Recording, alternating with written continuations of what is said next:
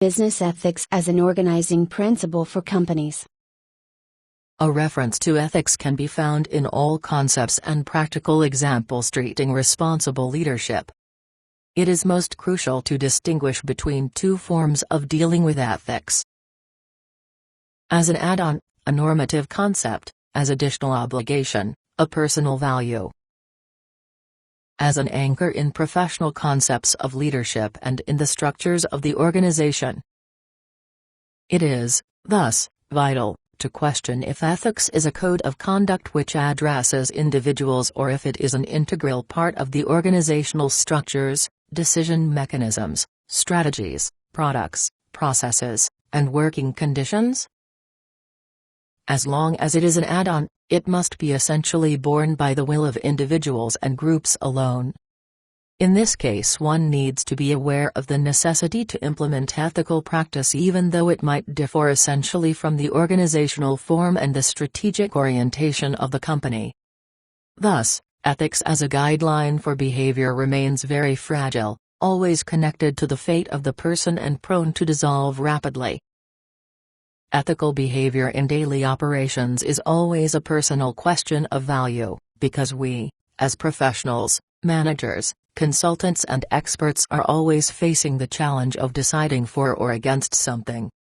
This decision, although it can be driven by the dynamics in the market or the company, is always a value-based personal decision. The sources from which such an ethical orientation is loaded are twofold. First, there is the base of a person's biographical background, including family, culture, religion, spirituality, and politics.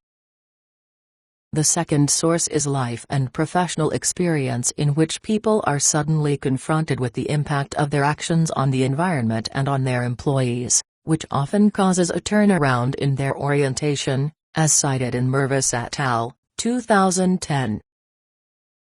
People who have a broad awareness and who are socially oriented are key players in this concept.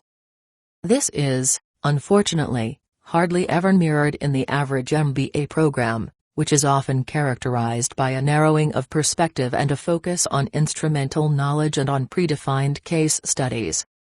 Questions of participants' own values or experience are not addressed. I consider the above-mentioned second form of dealing with ethics, that is, the integration of ethics into the processes, structures, and strategies of a company, the crucial precondition for responsible leadership to be lastingly effective.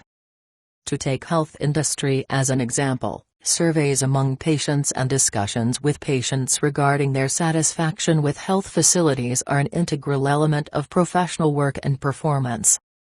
Processes of this sort are undoubtedly more effective in achieving meaningful ethical orientation towards the needs of clients than purely individual-driven approaches.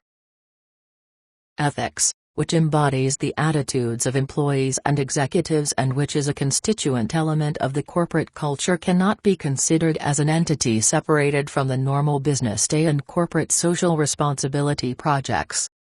Ethics, thus, has to be anchored in the central processes of the company.